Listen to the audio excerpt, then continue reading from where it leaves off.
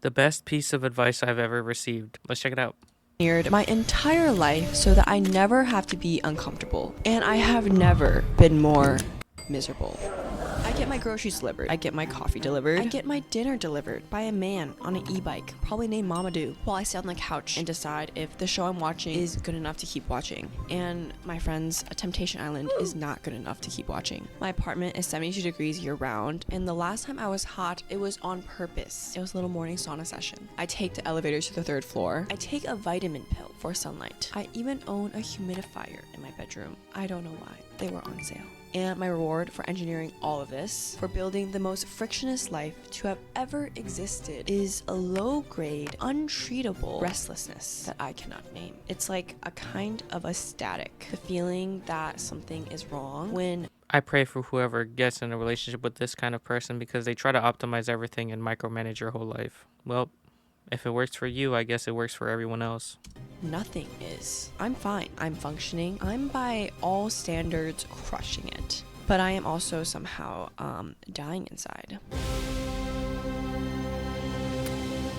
The best piece of advice I've ever received came from a Substack written by Michael Easter. He wrote this book called The Comfort Crisis, and the advice is, drumroll please, I call this concept being a 2%er. only 2% of people take the stairs when there's an elevator next to them. Only 2% of people, when given a slightly easier option, choose the harder one anyways.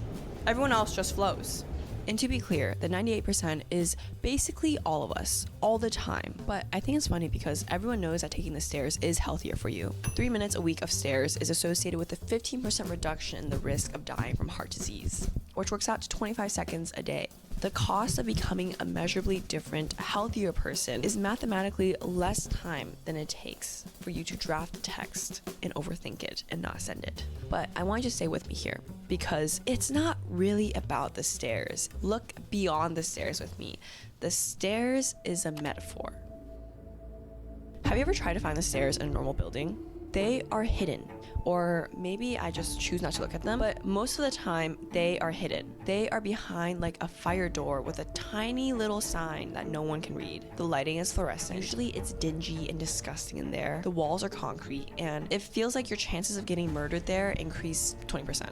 The elevator, meanwhile, is right there. It's in the middle of the lobby. It has nice lighting. It has nice little Is she talking about convenience? Like you have to go out of your way to do something else?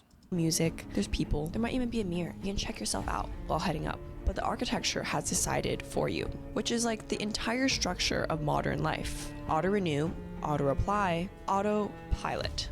Everything about your day is set up to walk you to the elevator. You have to go actively looking for the harder thing, for the That's why I understand, like, if you guys watch Caleb Hammer's videos on financial audit, there is so much infantilization where people want control over their lives, but they cry about not having any. And this is exactly the reason, is because they're just living their life on autopilot, letting every choice be decided for them before they can even make one. scary murder staircase. And the harder thing is usually behind a fire door. Cooking versus DoorDash. Calling versus texting. Walking versus Uber. Saying the hard thing versus saying, I'm fine. Reading the book versus ChatGPTing a summary of the book. Catching up with an old friend versus saying, well, we should get coffee sometime. Each one is a staircase, and each one has an elevator next to it. There is, by the way, a literal Surgeon General's advisory on this. Have you heard of the loneliness epidemic that we are in? Millions of people every single day choose to text instead of call, to stay home instead of going out, to bitch about having no friends on the internet while never reaching out to the ones that they actually have on their phone. The defining illness of modern life is people choosing the goddamn elevator. I want to address something really fast because I made a really With videos like this, let me hear the disclaimer, but stop making disclaimers, bro. Who gives a fuck? short Instagram reel on this like a few months ago, and some people in the comments were pretty mad because they were saying, oh, you know, so many people can't take the stairs, like I'm in a wheelchair, I have disabilities. All right. Okay, you want us to sectionalize now? People that are average. Oh, now the people that aren't average are going to cry about it. Well, if you use the word average, I guess the people single themselves out if you are the ones actually hating now. I can't take the stairs, like you're being super ableist. Like, guys, obviously elevators are important, accessibility is important. I don't want this video to feel like I am not including a certain group, but I want to be clear that the stairs really is just the metaphor for embracing discomforts of Yeah, why don't you go down the stairs on a wheelchair? How about that? Lock in. everyday life. Anyways, I just thought I need to put that in there. But in every single little staircase in modern life, only 2% of people take the stairs. 2% of people on any given day choose to do the harder thing. Not because anyone is checking, not because anyone is giving out gold stars or filming a TikTok video of you doing it. The elevator is also empty most of the time. Whether you took the stairs is genuinely between you and you. Most things in life are Choice versus force. always you versus you. Because the most consequential choices in your life, who you become, who you trust yourself to be, what kind of person shows up when no one is checking, what kind of person is really Guys, don't tell me this is her best piece of advice she's ever received. I'm literally gonna crash out. there behind closed doors, are all decided by the choices that you make when no one else is watching. The staircase is just the most literal version of that. She literally used the word choice, the choices that we make, because with choice and intention, you see the benefit behind that decision you're making, which is why even if you go on the stairs, you're exercising, you're reducing depression.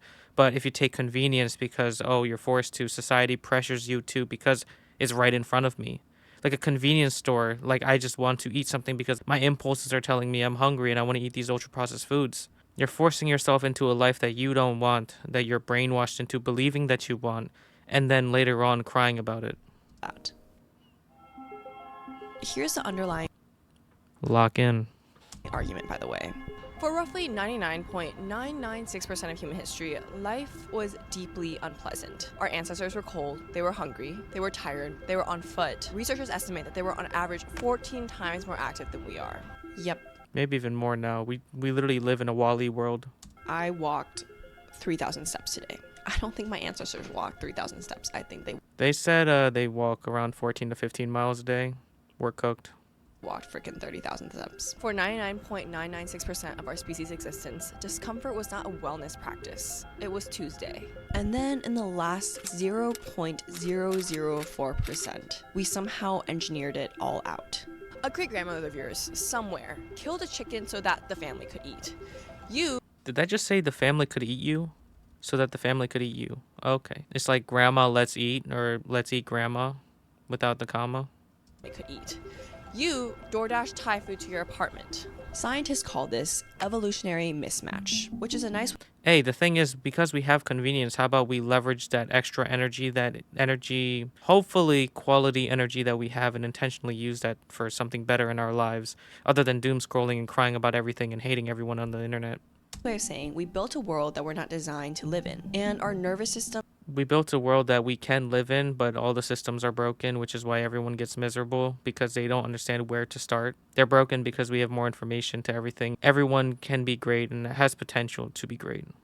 are going batshit crazy. We are built That's why even on YouTube, we let any idiot speak their mind. It doesn't even matter what qualifications you have anymore. And they can make millions of dollars by being an idiot that just posts online and was given the chance by the YouTube algorithm to actually pop off and make a lot of money. for friction. The caveman inside of us, they are built for friction, but we got rid of all of it. And now our brains are pacing around the apartment going, where did all the fucking bears go? And there's also a chemical version of this. There's this Stanford psychiatrist. Her name is Anna Lemke. Essentially, she said that the smartphone is the modern day hypodermic needle. Every scroll, every snack, every notification is this tiny little hit of dopamine, and your brain responds It doesn't take a Stanford, whatever she was, to understand that.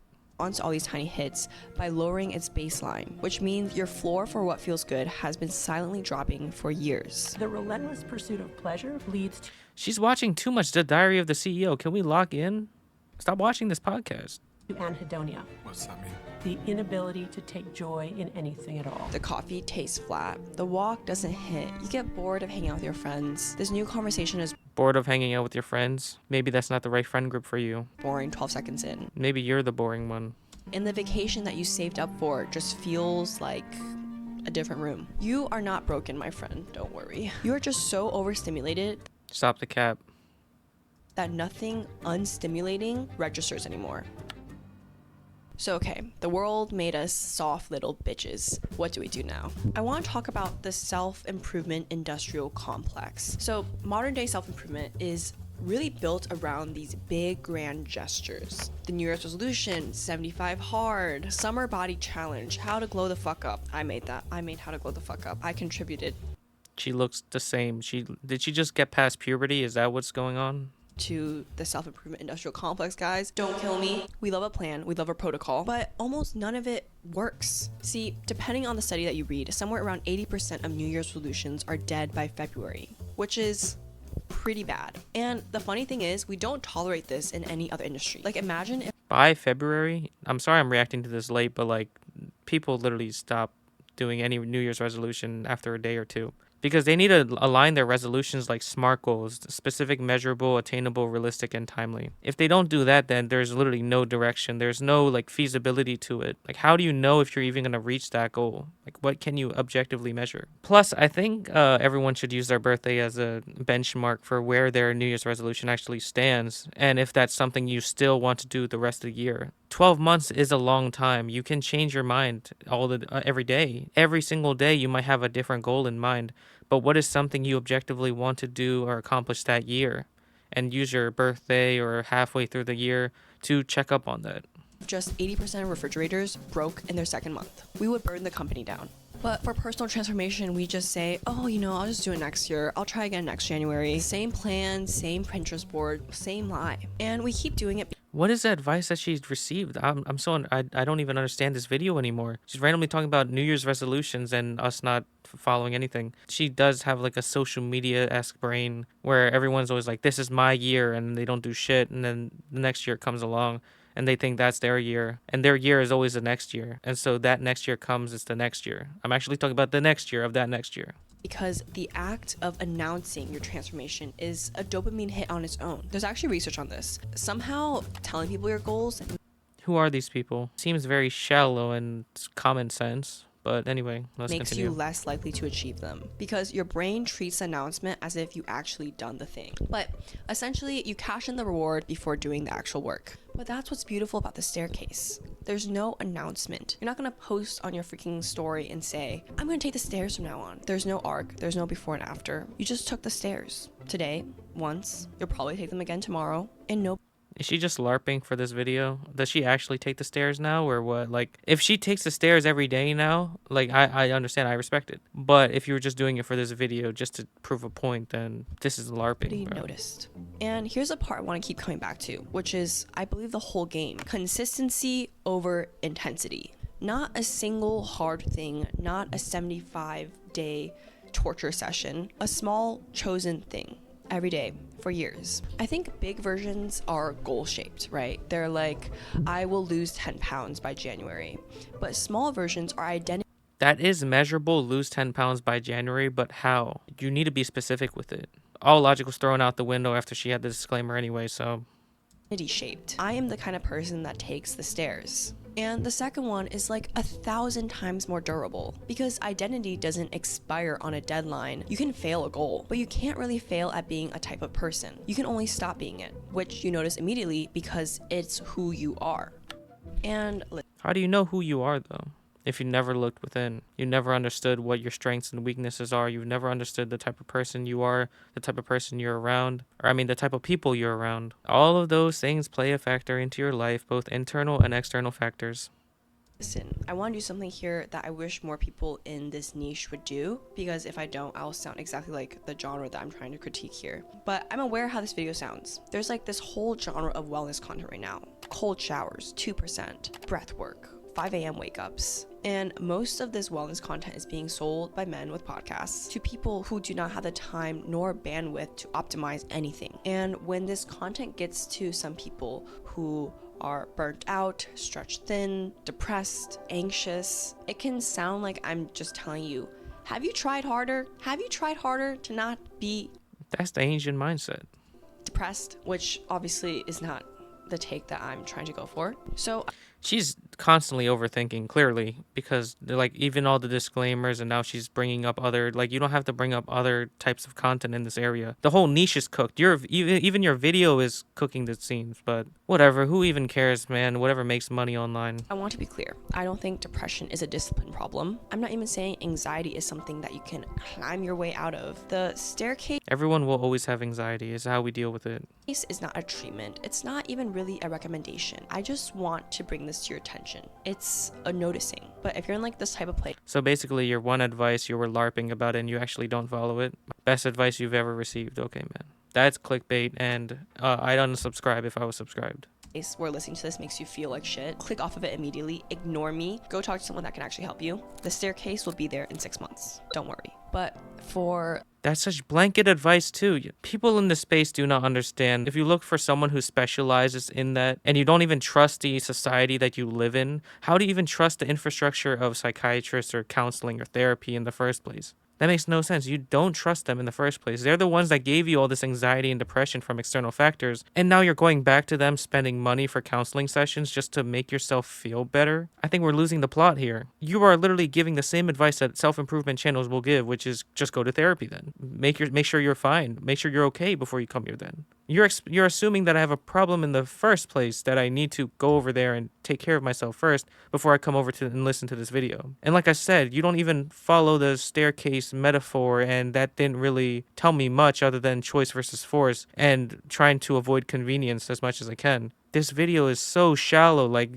do you guys understand what I'm trying to talk about anymore? Like, do you guys actually understand what I'm talking about now? Like, this shallow type of content is just what's flooding self-improvement, and these type of people who think they're above the other self-improvement content when they're doing the same exact thing. This whole space is cooked. the lazy bitches that are not in that type of place, I want to give you one more idea, and I think it might be a pretty useful one. Easter calls it misogi. A misogi is something you do once a year that is genuinely seriously hard. There are 2 rules. Rule 1, it has to be hard, like 50-50% odds that you actually pull it off. Rule 2, you won't die. Pretty simple to me, guys. But the rule that almost no one follows is that you don't post about it. The moment a misogi becomes content, it stops being a misogi. And here's the thing that Why do you have to follow these rules and guidelines of some like concept or buzzword that you found on the internet? It doesn't require concepts or buzzwords. Just do it. All right, I'm gonna stop crashing out, man. I missed when I first read about misogi. The misogi only works if the daily small thing is already intact, because you can't do a misogi if your baseline is already the elevator. The big thing isn't an alternative to the small thing. The big thing requires the small thing to even be possible. The big thing is what becomes available to you once the small thing has actually done its work. The misogi is essentially downstream of the staircase. I want to be clear. I do not take the stairs. Another disclaimers aren't. You know what? If this has told you anything in this video, you can just clickbait your way to getting views. At this point, genuine authenticity doesn't even mean anything anymore. You just keep quoting all these random ass statistics and all these people with PhDs and just put disclaimers on everything so you don't get hate by anyone on the internet. You know what? I actually want hate. I want people to hate me. You know why? Because hate with an actual direction or intention, like not even just for engagement, but like I just want to understand your perspective. Like, what is it that you're hating about me and my views? And then if I understand like your opinion is better than mine, then I'll just shift my opinion. I'm not going to be rigid in my ideals. Like, the reason why I want this channel to blow up in the first place and make YouTube videos in the first place is so that I can get a Discord community going. It's not even about money. I just want a community where people can intentionally live life and actually better each other. And you can have those conversations where you even disagree with me. Yes, I disagree with you sometimes, but that's what makes us human. That's what makes us evolve and develop over time. And if we can't even have disagreements, then being yes men that's just people pleasing, and I'm against that anyway. I truthfully don't think what I'm saying is really something to disagree with, but if you do, by all means, I want to understand your perspective so I can at least be more mindful or change my ways. So I already know she's going to talk about some bullshit, which is why I was talking about this before the disclaimer. Every time I see the stairs, I just want to start an open conversation with you guys about what I've been noticing. But what I've noticed is you've only noticed something physical, which is the stairs as a metaphor. Yo, my cortisol levels after this video is going to be high, and I'm not even in the looks maxing community. I don't give a shit about that stuff. This is the classic social media archetype where like, okay, I don't want to be unhinged. You know what? Never mind. that the few days where I actually feel alive, feel very present, feel very here in my own life. Do you even follow the Misagi thing that you were just talking about? You're literally recording everything with your phone. I usually had to do a hard thing. There's actually another stat in this book I want to show you guys. 90% of the times that we pick up our phone, no one is even trying to reach us. There's no notification. We just pick it. Yet another common sense take, maybe even more than 90%. As long as our phone is there, we'll constantly feel the need to look at it. Come on, guys, lock in. Up and see what's going on. We're looking for something, anything, and we don't even know what. It's like the digital equivalent of going to the fridge and opening it 5 times just to feel something, really. And I think small chosen discomfort is an antidote to that. So, next time, try walking instead of subwaying. Try doing a little cold rinse at the end of your shower. Not for any health benefits, but just to prove to yourself that you can. Cold rinse? Didn't you just show a self-reflection? Didn't you show a self-improvement video that just said cold showers and stuff like that? And you're giving the same advice? What is this video? What even is this video? Yeah, no, I don't even care if I get flamed. What is this video? I've been seeing this channel pop off with millions of views, and it's the same generic self-improvement content. Maybe just sit still, be bored for 2 minutes instead of opening up TikTok Be bored for 2 minutes? You know, everything is pissing me off. You know what? Never mind. for the 90th time. Try taking I'm joking. I don't get pissed off anymore. I usually only feel frustrated or disappointed. I do not get angry anymore. the stairs. It was never the big thing. It's always a small one. And the crazy part is that on the other side of these tiny choices, your dopamine baseline starts coming back. The coffee starts tasting like coffee. The sky starts looking like sky. The walk starts feeling like a walk. And I think you also slowly start becoming someone that you trust. Like, self-trust doesn't come from a single journal entry. It doesn't come from a single conversation. It doesn't even come from a personality test. It comes from 100 small moments where no one is watching and you do the slightly harder thing anyway. Yes, if you're absorbed in social media, you've been thinking, oh, life is just all about your highlights. But do you not realize that living within the chaos is your 24/7? So why don't we improve our 24/7? Ways. But I will not pretend that I figured this out. I will probably You didn't figure shit out. You said everything all the other self-improvement channels do say, which is why you're pretty much disrespecting yourself and the people in the space in the first place. take the elevator tomorrow. I will take the elevator tomorrow, guys. I will probably DoorDash What is even how is that the best piece of advice you've ever received if you're not even following it? my food this weekend. I will probably, in some time in the next hour, scroll on my phone for something that I definitely did not need to. The 2% is not a switch flip. You don't suddenly need to change. It's a setting. It's something that you notice that you slowly start to change. I hope my live life with intention comes off in these videos because I'm trying to show you what other people are thinking and how I kind of interpret it myself. And obviously, like, I'll just be unhinged at times or I'll just say my mind because we need more authenticity and realness in the world now. And with everyone being so fake, how do you know when something's real? And so I'm trying to be as genuine as I can, share my feelings and opinions, not try to make this reaction as just entertainment and saying yes or no to certain things without actually explaining my point. But overall, like, this whole video was a bunch of nothing. Like, if you actually just self-reflect and live life with intention, you'll notice that these are things that you come across yourself without even thinking about it. But I think the whole point of the video, if there is one, is She doesn't even know if there's a point to the video, man. What the... this. You don't need to be intense. You need to be consistent. You don't need You say consistency, but you say you're gonna DoorDash, you're gonna go to the elevator. You're not even following the advice, so how are you even staying consistent? What is even going on here? to chase discomfort, but you should stop running from it every single time. And you don't need this grand transformation. You just need a Tuesday. So, the next time you walk past either a metaphorical If you guys are feeling the same way I'm feeling, she's still stuck in that loop. She hasn't figured shit out. And that's all I've gotten from this video. Given the type of lifestyle she's living, I'm not trying to assume nothing. Place she's living, I definitely know where that is. This is just LARPing content for views. staircase or a physical staircase, I want you to remember this video. And I don't want to remember this video. even if you're carrying your 15-pound tote bag and you have that small voice in your head saying, take the elevator, I want you to take the stairs. Not for the cardio, not for the optics, not even because some random girl on the internet told you to. Take it. You are some random girl on the internet, and it honestly does look like optics when you shape it like that, because you're not even doing it yourself. Like, what even is the point? Because somewhere underneath all of that, She could have even, at least she could have fulfilled the LARPing to the end. Just say, I'm going to take the staircase now. Give some effort into your advice that you're giving other people. Like, think about how many millions of views I can get if I just keep LARPing and lying in my titles.